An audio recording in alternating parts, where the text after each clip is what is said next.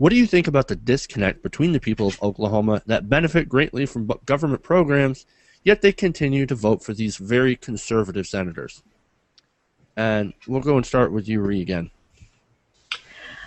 Well, the people are very uneducated. I mean, it's a cycle. The problem is that it's a cycle. Once you get into that cycle, once you get it going, it's very hard to stop it, because you get the conservative and Republican politicians, and they get in there and they cut education. That's one of the first things that they love to do.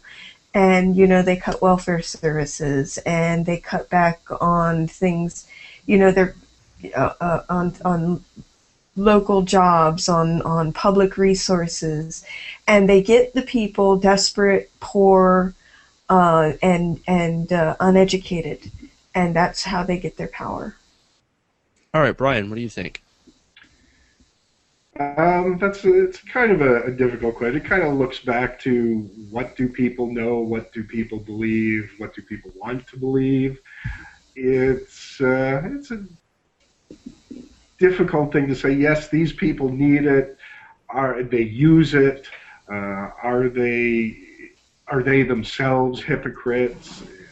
It's all a very complicated question. I'm gonna explain it to you this way. I know a guy. Okay, it's a bit of I have some issues with this guy because he complains about how other people are kept people. He has no respect for, say, house husbands, because he says they're kept people. Now, this guy in particular, if it weren't for his parents, would have nothing. I mean, he wouldn't have a job, he wouldn't have a house, he wouldn't have a car, he wouldn't have anything. But he doesn't recognize this.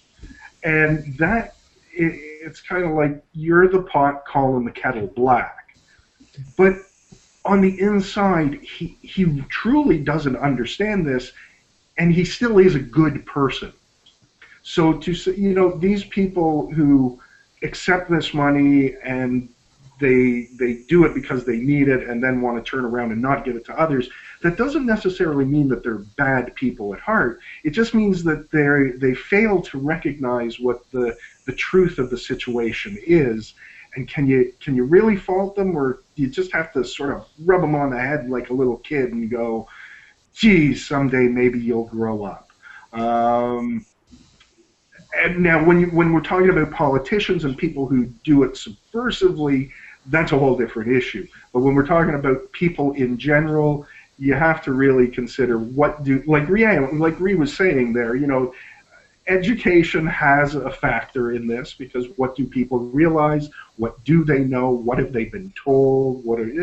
It gets very complicated that way, but you got to look at it as, are they good people or are they bad people? All right, and I like how you pointed out that, these are not necessarily bad people, but there is that's a really good example of the disconnect, I should say, in some of these people that are in very conservative districts and that benefit greatly from government welfare programs, yet turn around and spite other people for, partaking in those same programs. Daniel, I want to get to you on this last question. It's very hard to feel sorry for these people who, just freaking flip the freaking stool on its top and say, why would Jesus do this to us? But it's a little hard. See, that the altruistic behavior of what is right, these people would keep doing this, and this cycle would keep happening over and over again until we get to a point where, say, the buck stops here. I'm like, if you don't want federal aid, fine, don't fucking take it. I do think that logic needs to come into play, and these people just continue to persist because we are pretty much too altruistic.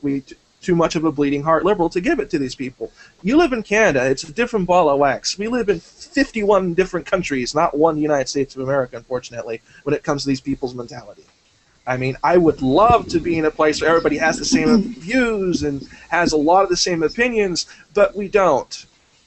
These people like to view us as the goddamn enemy. I have a neighbor who thinks that a friend of mine, because he's gay, is the fucking the abomination, worse than a freaking child molester, worse than a goddamn murder. So it's a little hard for me to feel a bleeding heart for these fucking people.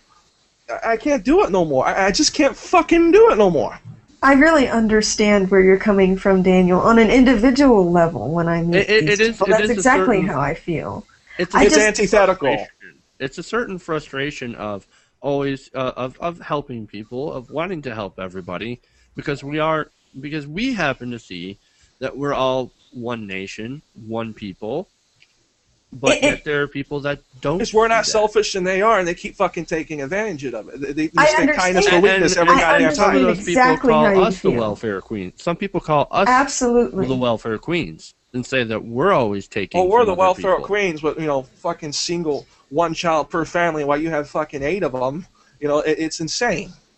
And the most conservative states are always the states that have the highest level of people on welfare and the highest level of people in poverty and the lowest rates of education. It's all tied together. I understand exactly how you feel. It's just that I'm not willing to cast out all the people that might not actually believe that crap, in order to punish the people that do think that way and say, well, if you really believe that, then we'll just not give you any aid because you don't believe in that sort of thing. Technically, you're right. That would make sense, but you can't go door to door and ask people, oh, do you believe in giving aid to oh, well, then you're okay. You can have some help and, and do that. Either you're going to deny everyone help and everyone assistance, children, liberal, Democrat, Republican, conservative alike in a state, or you're and if we were doing that, we would be no better than Tom Coburn and James Inhofe.